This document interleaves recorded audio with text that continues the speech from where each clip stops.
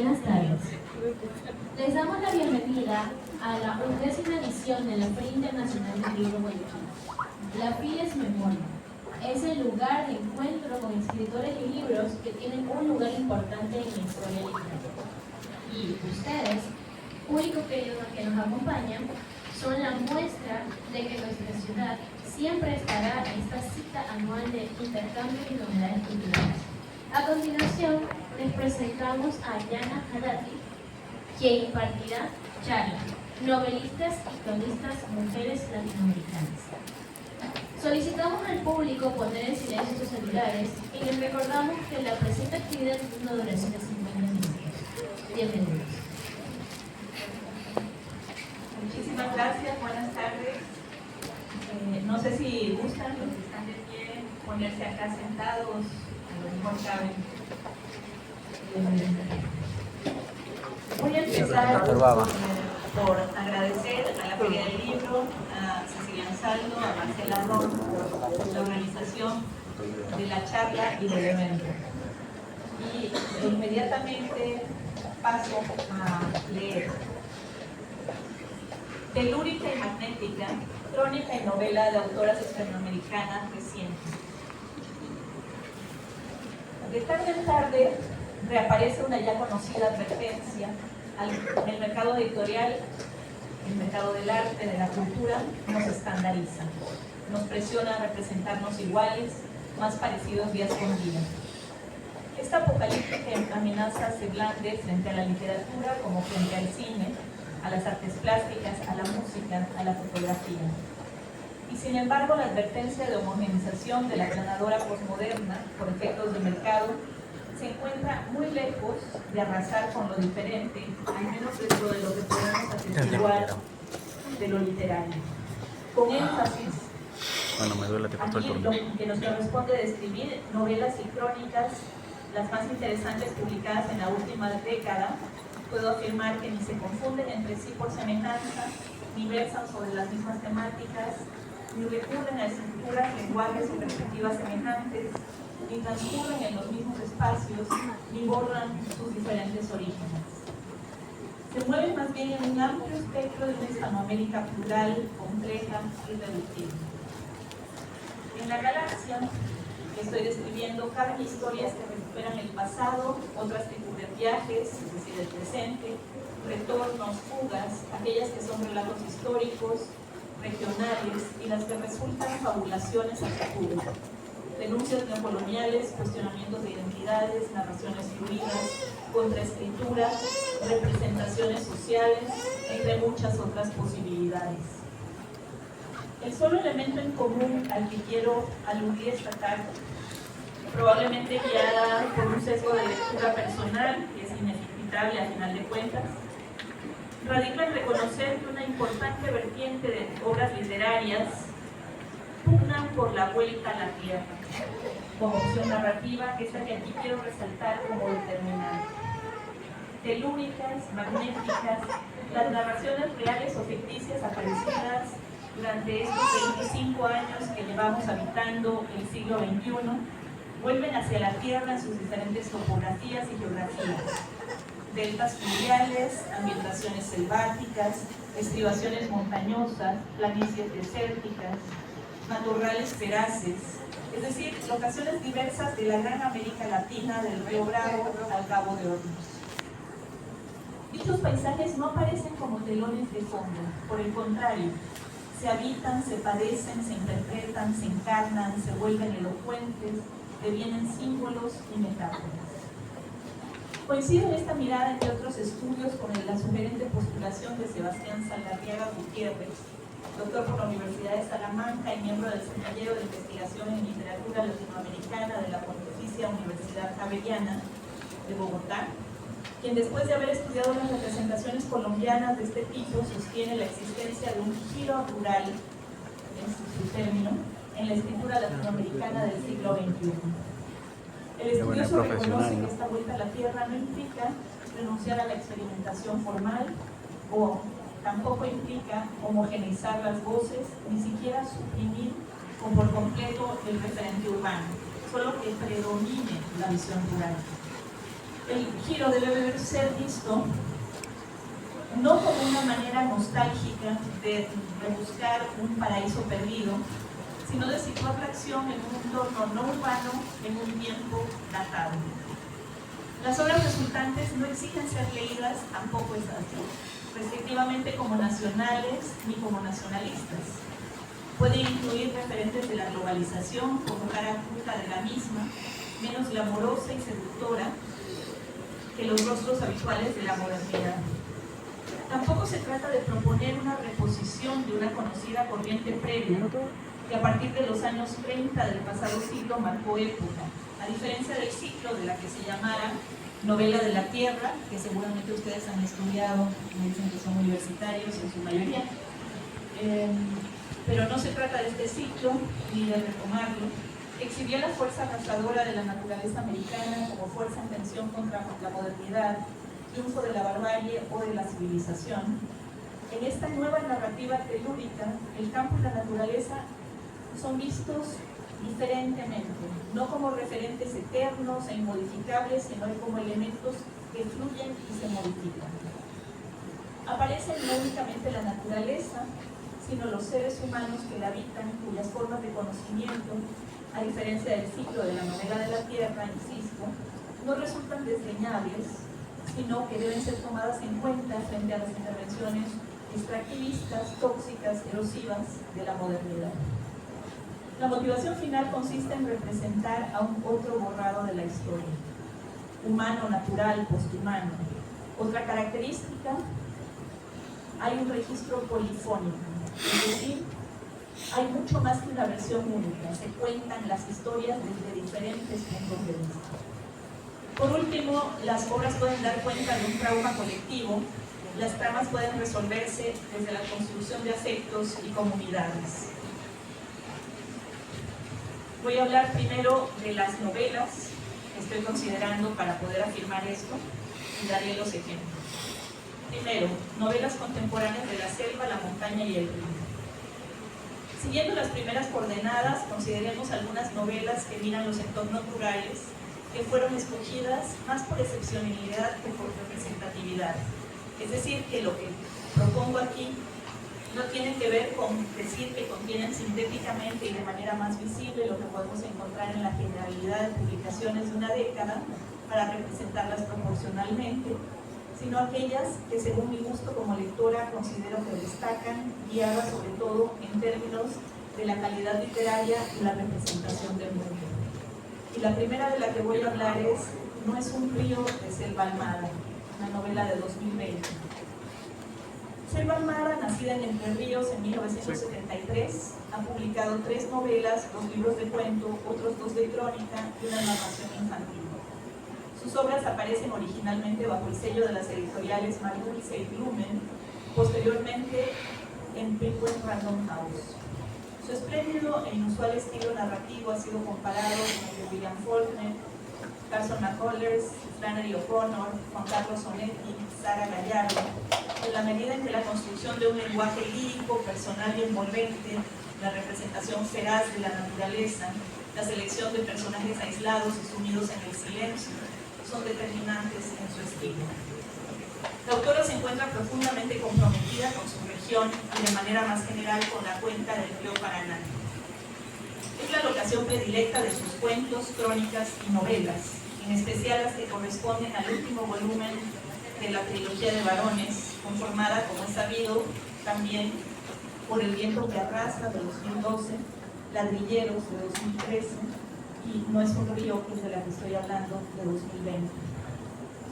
Para tener otra imagen de su compromiso descentralizador y regional, en una iniciativa por dar a conocer lo que se publica en Argentina fuera del circuito librero de Buenos Aires, Almada funda con 3 amigas la librería virtual Salvaje Federal, que pueden seguir en Instagram, por ejemplo, en 2020 a raíz de la pandemia. Las clasificaciones en las que agrupan los libros argentinos que ofrecen llaman la atención porque hablan de una cosmovisión más que de etiquetas de librería. Literatura fluvial, literatura montaraz, literatura andina, literatura pampeana y literatura patagónica. El país completo representado en su producción escritural bajo estas 5 etiquetas lo cual en un medio intelectual y de mercado del libro tan centralista como el argentino marca una diferencia de romper la jerarquía porteña. Dice su página: el fondo editorial de nuestra librería aspira a ser el sitio que albergue una literatura secreta para la gran metrópoli, incluso con frecuencia para su propio territorio.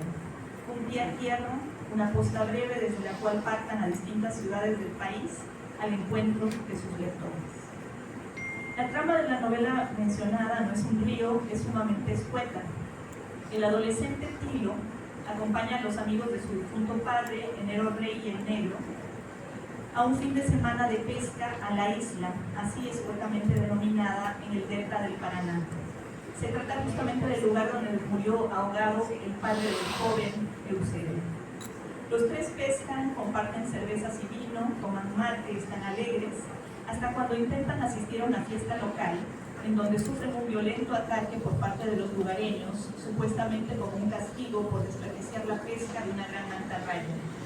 Son furiosamente golpeados y amenazados, les incendian el campamento, sueltan el bote nuevo de enero.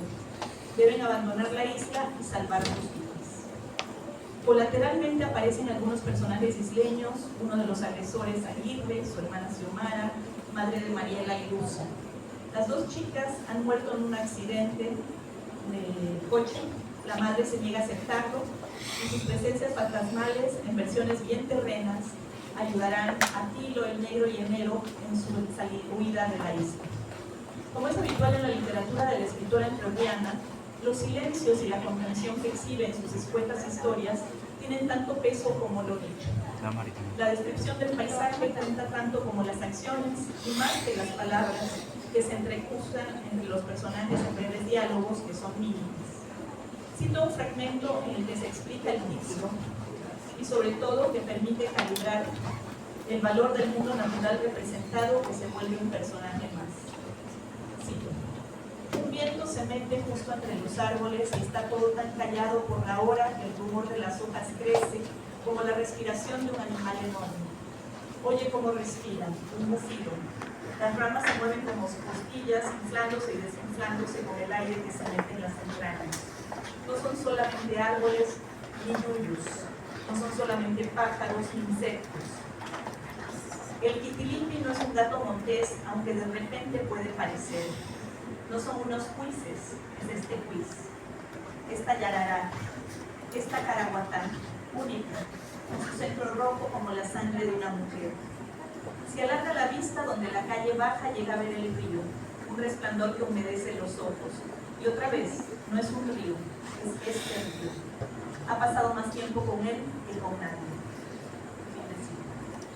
En este entorno agreste y poco hospitalario prevalecen la violencia y el desapego como formas de interacción de las masculinidades, de los personajes masculinos. Actualmente la novela se encuentra en proceso de producción para ser llevada a la pantalla chica por la plataforma de streaming Netflix, bajo la dirección de Diego Martínez Ulanowski, quien ha definido como este libro. En segundo lugar, quiero comentar Trajiste contigo el viento, de Natalia García Freire, de 2022. Una obra de nuestra connacional cuencana, nacida en 1991, la más joven entre las autoras que selecciono, procede a continuación. Desde el 2023, como sabido, Natalia García Freire reside en Madrid, donde se desempeña como profesora de escritura creativa, relato breve y novela en la Escuela de Escritores. Su primera novela, Nuestra piel muerta, 2019, fue traducida al inglés, al turco, al francés, al italiano y al danés. En 2024 publicó su tercer libro, una colección de cuentos, La máquina de hacer pájaros. Ha publicado bajo los sellos editoriales españoles La Navaja Suiza, Tusquets Editores y Páginas de Espuma. Aquí interesa detenernos en esta segunda novela de 2022, Trajiste contigo el viento, que transcurre en la población imaginaria de Cocuán, enclavada en las estribaciones de los Andes. La locación ha sido calificada por la crítica como una comala gótica y andina, con reminiscencias prusianas de espacio imaginario. En realidad el nombre de este lugar se origina, según comenta la autora de la entrevista, por referencia a una medicación que tomaba tratada como un ansiolítico genérico de dicho nombre, Cocuán, en Ecuador. A mi parecer, sin embargo, podemos percibir cierto eco del nombre de la ciudad natal de la autora en espejo deformante en las sílabas Cocuán Cuenca, y algo de reflejo deformado, ominoso, no familiar de nuestro mundo aparece en dicha lectura. Reconocemos y desconocemos como lectores la historia, el mito, el territorio de ese pueblo olvidado por la modernidad. Nos volvemos habitantes de este espacio al seguir la breve narración. Incluso algo de retorno al origen queda en la sensación de lectura, quizá especialmente si se me permite lanzar una comparación que daría para desarrollar en toda una tesis, pero que aquí apenas enuncio. Creemos reconocerla porque hay mucho del éxodo de Yangana de Ángeles Rojas, 1949, una de las novelas ecuatorianas claves del siglo XX, en sus páginas. Pero donde el realismo de denuncia de abusos de una fuentodejuna de los Andes Sur del Ecuador, las 160 familias que deciden abandonar Yangana como responsables del asesinato colectivo de un gamonal, marcan la clave ética de la mucho más extensa narración de Rojas. En García Freire se presenta el pequeño éxodo de la locura como fatalidad. La condena proviene del viento del título, que según la narración levanta la denominada Mildred, personaje también llamado diosa madre, que nace con una enfermedad de la piel que le produce llagas que nunca cicatrizan y que con su familia se mantiene al margen de Cocuán. La maldición de la locura que lanza afecta a varios pobladores que años atrás, a la muerte de su madre y desaparición del padre, la despojaron de todo, la condujeron prisionera al pueblo para ubicarla en un encierro en donde sería abusada por el cura local y terminaría muriendo. El viento hace perder la cabeza a la mitad del pueblo, a consecuencia de lo cual inicia el éxodo de una serie de habitantes no especialmente vinculados entre sí, que se encuentran en trance en el libro, y en ese estado se dirigen con los ojos en blanco, como zombies, fuera del pueblo hasta encontrar la muerte, despeñándose o siendo lapidados por los demás. La narración de la cuencana se estructura como novela río, es decir, que suma las versiones de cada personaje, son 9 capítulos, titulados según el nombre de quien toma la voz o cuya perspectiva se decide tomar. Empieza con la profecía de Mildred Capa, sigue por los capítulos llamados Ezequiel, Agustina, Nancy, Carmen, Víctor, Baltasar, Hermosina, Filatelio, que narran desde sus voces siempre líricas y siempre diferentes, siempre enormemente extrañas, por turno la huida de Cocuán y la peregrinación de quienes buscan a los fugitivos, cuya semejanza en cuanto a la estructura a la primera parte del libro de Rojas. La admonición y la explicación del título del libro aparece en uno de los primeros párrafos que nos permite sumergirnos en el lenguaje que constituye la clave y la fortaleza de la novela. Cito: Mildred, escucha Mildred, cuando naciste tu madre dijo que trajiste contigo el viento. Era un viento tibio, ese viento no teme. Ese viento se refugia entre las torres de heno y descansa en los pozos, para luego salir manso a tocar las flores, de hacer que se abran, y va y se escurre por los túneles de las hojas, donde recuerda que es viento, porque silba. Trajiste contigo el viento que se llevaba las cipselas de los dientes de león a recorrer el mundo, hombre. El viento que calma al ganado, ese viento no teme. Aquellos que viven en temor se volverán salvajes. Y esa es la maldición de Mildred, volverse salvajes los que viven en temor. La escritora ecuatoriana en entrevista dice ubicarse como parte del legado de la autora argentina Sara Gallardo y de la mexicana Elena Garro. De lo telúrico y sincrético de la primera y de la exploración fantástica y onírica de la segunda, encontramos elementos en esta obra.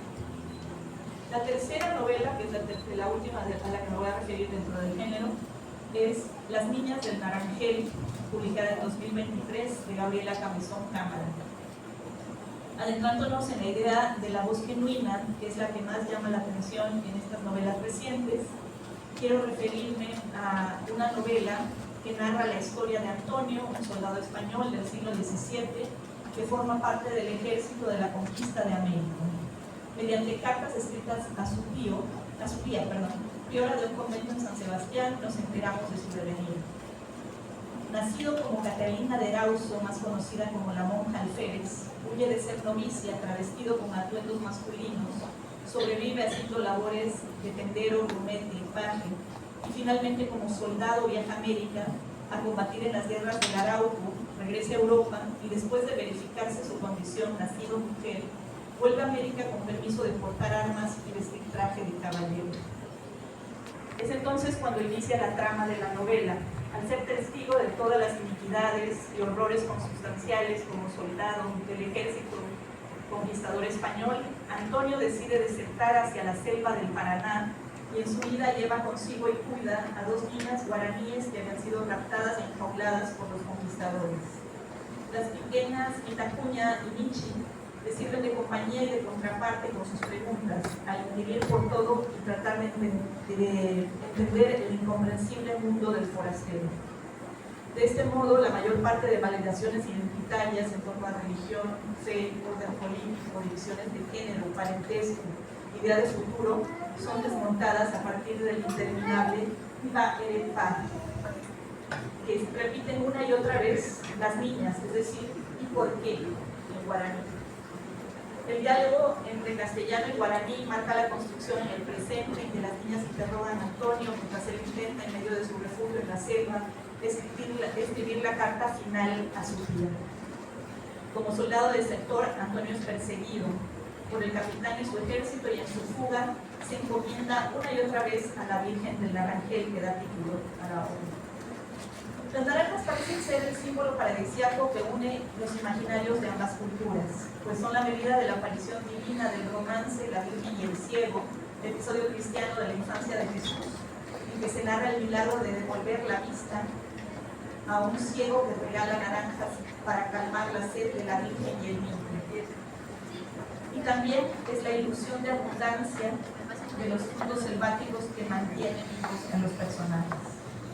En mi opinión, la escritora argentina parte de 2 modelos de la novela histórica y de la novela epistolar, que son de los más canónicos modos novelísticos en la tradición occidental. Desmontados, contraescritos por Cabezón Cámara, la idea de recontar una historia individual con un desarrollo histórico de trasfondo reconocible en primera persona del siglo XVII en España y sus colonias americanas, va presentándose ante las anécdotas y acontecimientos desbordados. La carta se vuelve un recurso narrativo que funciona de manera efectiva para comunicar con los lectores la historia entera con pausas y en fragmentos, mientras se entretejen aventuras disparatadas, etcétera, y denuncias de la explotación colonial. Esto se pone en contrapunto con espacios de esperanza como la selva bajo la pala indígena, pues ellos agradecen con comida y protección haber rescatado a las niñas. Es importante subrayar que a partir de dichas estructuras, la novela epistolar y la novela histórica, la escritora somete a su narración a una profunda torsión lingüística y poética para incluir otras voces enormemente diversas, de infancia, de naturaleza, de diversidad sexogenérica, de lenguas. El guaraní del entorno selvático, en donde terminará el derrotero, la selva, 2 niñas aborígenes, fagocitan la novela de castellano antiguo que se organizara en formato epistolar para narrar el nuevo mundo. Relato abierto desde sus inicios por la oralidad de las canciones en vasco y los versos latinos, el babélico texto que se construye en sus páginas constituye un canto americano de oposición a la modernidad y sus estrategias de denuncia, de resistencia. Uno de los fragmentos en que podemos ver este esplendor lingüístico, voy a citarlo: ese primer día en la selva, el de la huida, aún no podía ver. Ahora sí, es casi imposible en este mundo de plantas, pero lo ve. Un sarmiento tierno y vegetal gira sobre sí mismo hasta cadar con otro y tejerse millares, a la manera de las gotas en los ríos que los mojan, juntos girando hasta ser uno y entonces sí extender otro sarmiento tan verde y delicado y fuerte como el primero que se enrolla también. Lo verde de la selva son animales que se crean una pata para cada paso. Así es, lo está viendo, el mundo se le agranda para adentro. Ya lo ha recorrido de allá para acá, en tierra y montaña, en mar y sabana, en batallas y salones, y resulta que puede además surcarse para adentro de cada cosa. La muy exitosa novela obtuvo el premio Ciutat de Barcelona en lengua castellana, el premio Fundación Merifel Silva, el premio Perfil a la mejor obra de ficción, el premio Sor Juana Inés de la Cruz, de la Feria Internacional del Libro de Guadalajara. Sobre este libro dice la cronista argentina María Moreno: si el boom de la literatura latinoamericana excluyó a las mujeres, hoy su legado crece con la lengua alucinante de Gabriela Camezón Cámara, una lengua capaz de mezclar sus lujosas impurezas, español castrense, guaraní, jopará, glosolalia feliz y música de tormentas, hasta construir, custodiado por la presencia omnipresente de la selva, un nuevo mundo nuevo. Aquí me detengo, no sin añadir que en esta vertiente rural o telúrica encontraríamos igualmente otras novelas que se podrían analizar, tan diversas como Fruta Podrida 2007 de la chilena Lina Mehuane, Santiago de Chile 1970, Estancia de Rescate de 2014 de la argentina Samantha Schweblin, Buenos Aires 1978, Temporada de Huracanes 2017 de la mexicana Fernanda Melchor, Veracruz 1982, Chamanes Eléctricos en la Fiesta del Sol de la ecuatoriana Mónica Ojeda, Guayaquil 1988, Huatusparia 2024 de la peruana Gabriela Wiener, Lima 1975, entre varias otras obras. Y paso a la segunda parte, que tiene que ver con crónicas fluviales, el río y el algodón, sus habitantes. Luego de estos tres ejemplos novelísticos, quisiera abordar la crónica, género periodístico literario, que, como es sabido, en la actualidad se denomina indistintamente periodismo narrativo, narrativa de no ficción y hasta reportaje. Sabemos que la crónica no es ficción por el asunto narrado, que se vuelve parte de una investigación a la que se da seguimiento. Sin embargo, aprovecha varias estrategias literarias como el uso de imágenes, la combinación de planos, el entrelazado de voces, la escritura en fragmentos, el cuidado del lenguaje y un largo etcétera. Por ello puede ser analizada desde la literatura o desde el periodismo. Inicio con Chicas Muertas, otro libro de la mencionada autora Selva Almada, mismo que se presenta desde el texto de su contraportada como una narración de no ficción. Publicado en 2014, está conformado por el relato de la investigación de 3 feminicidios sin resolver en la Argentina de los años 80, que ocurren en coincidencia con la vuelta a la democracia de dicho país luego de la dictadura militar. Las 3 jóvenes fallecidas, llamadas Andrea Danes, Sarita Mundín y María Luisa Quevedo, son respectivamente originarias de Entre Ríos, Córdoba y Chaco. En los 3 casos, los detalles se exploran no para resolver quién las asesinó, sino para denunciar la violencia y la falta de justicia. Reconocida como novelista y cuentista, Almada opta por primera vez con este libro por la escritura de no ficción. Como es usual en dicho género, hay una fuerte presencia del yo que relata. A través de esta forma de enunciación percibimos la identificación de la autora con las jóvenes asesinadas, que en alguna entrevista se indica de manera puntual. Cito: las 3 eran mujeres de clase baja o media baja y la justicia no hizo gran esfuerzo por encontrar a sus victimarios. Sentí que nos unía la pertenencia de clase social, de geografía y también de edad. Si no las hubiesen asesinado o desaparecido, hoy tendríamos más o menos la misma edad. Pero quizás no sería necesario contar con su declaración, que es el paralelismo como recurso literario forja la estructura de esta crónica. En todo momento vemos cómo los capítulos oscilan entre una Selva Almada que se recuerda adolescente, desconcertada, escuchando los diferentes casos acaecidos en un pueblo vecino, el de Andrea Dane, por ejemplo, sin poder entender cómo una chica es asesinada en su propia casa, en su propia cama, en el lugar donde debería estar a salvo, y el presente y la manifestación transgeneracional de otras violencias se hace visible. Además, se desprende la posibilidad de las víctimas de ser nuevamente violentadas durante las averiguaciones, en la noticia generada a partir de sus historias, que en ocasiones las culpa o ponen en entredicho los motivos de los asesinatos. En este caso, Chicas Muertas llama la atención, además de la descripción del entorno rural, la presencia central en San José, municipio colombiano de 20.000 habitantes, donde ocurre el primer asesinato de una fábrica. Y cito para que se vea el contraste y se entienda esto de poder citar la modernidad también desde lo rural. Apenas entrar en la ciudad había que pasar enfrente del frigorífico Bicental. Las altas chimeneas del edificio siempre echando humo, y hay noche llenando todo el pueblo con su olor lujoso y pestilente, a carne, cuero y huesos cocinándose. San José era una ciudad fabril, casi todos vivían de algún modo en frigorífico. En el imaginario de sus vecinos parecía que el humo negro y apestoso de Vicental contaminaba también la vida y la costumbre de sus habitantes. Eran obreros y eran pobres. Se la pasaban el día carneando reses, fraccionándolas, poniéndolas a cocinar, metiéndolas en latas y luego se metían en todos los supermercados del país.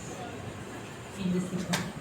La descripción de cómo se procesa la carne para conservarla se vuelve funesta y da la medida del espacio donde se desarrolla la tragedia feminicida de Andrea Arango, como si los cuerpos de las jóvenes fueran parte también de la carne con la que es cebada esta máquina, cuero y huesos para producir alimento procesado.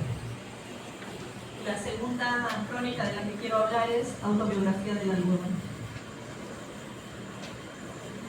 Cito, inicio con una cita de su autora, Cristina Rivera Garza, que dice: las historias verdaderas no se cuentan, las historias de verdad viven antes de la articulación y más allá de la herida, debido a y no a pesar de. Persisten y sobreviven precisamente porque casi nunca se dicen en voz alta, un jadeo apenas, la proverbial líquida de paja, la indiscreción de los borrachos o los niños, o porque se dicen en fragmentos, astillas filosas que viajan a través del tiempo. La autora mexicana Cristina Rivera Garza, Matamoros, 1964, es al momento una de las escritoras más relevantes de Hispanoamérica. Tiene a su haber, por citar unos cuantos galardones, el premio Ana Segers, el premio Roger Caillois para literatura latinoamericana, en 2 ocasiones el premio Sor Juana Inés de la Cruz, el premio Shirley Jackson y el premio Pulitzer. Además es fundadora del programa de doctorado en escritura creativa en español de la Universidad de Houston.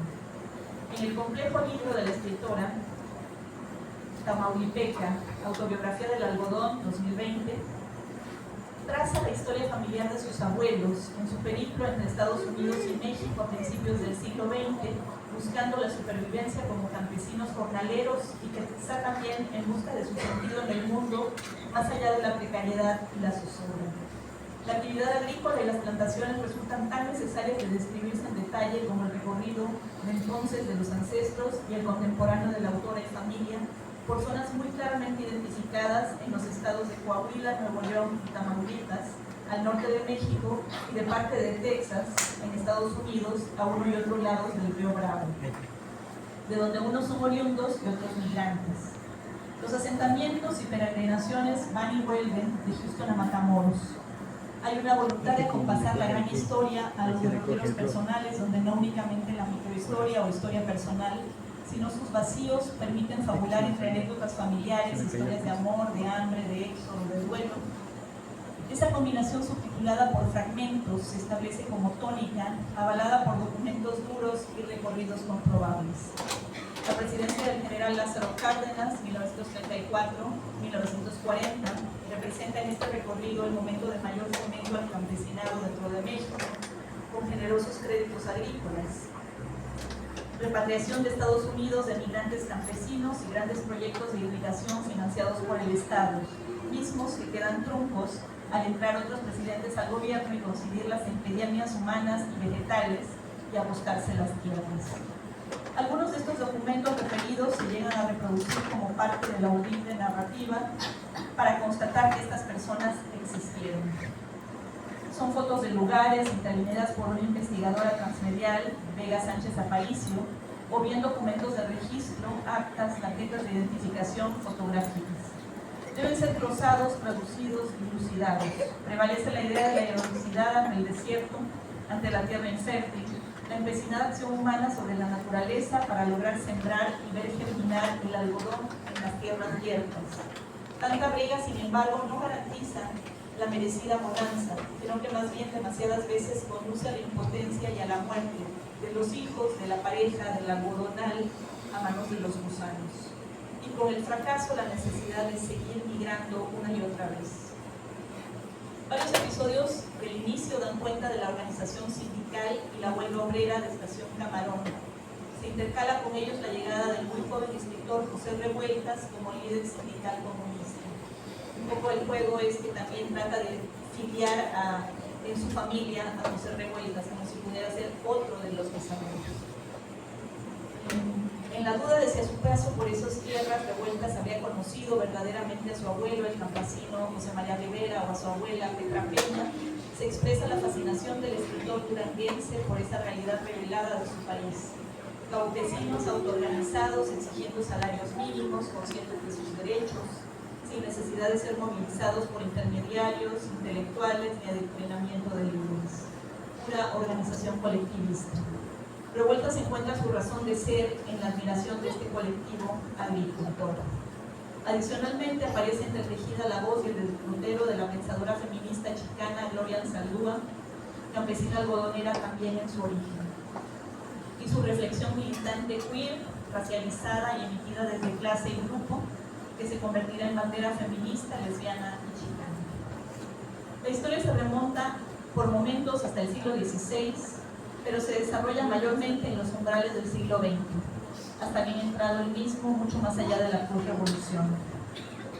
Evoca el pasado desde el presente de las mismas tierras hoy clausuradas por el narco y el fracking, la minería que hace explotar la tierra en busca de los tesoros ocultos, a la que la autora denomina herbicidio. Historiadora y socióloga de formación, la mexicana trasciende siempre la singularidad y la sitúa en coordenadas capaces de mucha iluminación que responden a muchos tópicos más allá de los obvios. ¿Por qué narrar? ¿Con qué derecho narrar la historia ajena? El sentido último de la crónica entonces será posicionar a la de la voz, pero no desde un yo narcisista que ella califica de burgués, sino desde el reconocimiento de haber sido engendrada por una estirpe esforzada, sufrida, bien enraizada en la historia del norte de México. Y así lo dice textualmente hacia el final del relato. Dice: se necesitan palabras extrañas, palabras de otros, palabras con definición y traducción, palabras que vienen desde lejos, para contar esta historia de otros como mía o mía como de otros. Todo lo que nos ha antecedido nos marca. Toda marca de apariencia personal tiene una genealogía que les pertenece a grupos enteros. Esta es la historia de mis abuelos, abriéndose el paso entre matorrales y grisáceos, lodo, culebrillas, tiempo. La historia de cómo una planta humilde y poderosa transformó la vida de tantos, comunidades enteras hasta el clima mismo. La historia de cómo, aún antes de nacer, el algodón me formó. Por eso, autobiografía del algodón. Rivera Garza pone al final largos reconocimientos por las ideas tomadas y reconoce la filiación textual de su volumen, volviendo explícito lo que ella ha llamado desapropiación o escritura geológica, el modo de reconocer el archivo que subyace a su escritura, compuesto de múltiples voces de las que abreva con gratitud y reconocimiento. Se trata entonces de un texto forzosamente comunitario, con identidad geográfica e histórica. Como dice Nayeli García Sánchez para explicar cómo aplica el procedimiento, cito: para nutrir las palabras a profundidad en esta dinámica se necesita aprender a entrevistar documentos, trazar constelaciones entre los archivos públicos, la memoria institucional y los íntimos, las conversaciones de sobremesa, las llamadas telefónicas para avisar que alguien murió, las fiestas en las que el alcohol desliza las superficies, secretos agazapados durante años. Fin de cita. Aunque para efectos de la conferencia se mencionan solamente estos dos textos cronísticos, se podría añadir en esta mirada de crónica de entorno rural los volúmenes de la argentina Leila Guerriero, Unida Argentina 1967, Los suicidas del fin del mundo de 2005, Una historia sencilla de 2013, o de la chilena Cintia Rinsky, Santiago de Chile 1962, La revolución a dedo 2020, o de la ecuatoriana Sabrina Duque, Guayaquil 1979, Lama 2017 y Volcán 2019, entre otras. Como conclusiones, con eso termino, como pudimos ver, las poblaciones desplazadas a lo largo de la frontera norte de México, las localidades del delta del Paraná argentino, en sus cuencas entrerriana, cordobesa y chaqueña, los poblados serranos que reconocemos como de la Azuay, la selva guaraní entre Paraguay, el noreste argentino y el sureste boliviano, documentados en primera y tercera personas, constituyen espacialidades desiguales, complejas y llenas de matices a describir, reconstruir e interpretar desde el lenguaje. Quizá en el entorno de una feria de libro resulte necesario reconocer que esta enorme diversidad aparece, sin embargo, en una muy reducida lista de editoriales. Si se valora la selección aquí presentada en términos de mercado, el imperio librero de Random House Mondadori prevalece como casa de la mayor parte de las obras, el 80% de las autores mencionadas abordadas en esta conferencia por azar o por destino.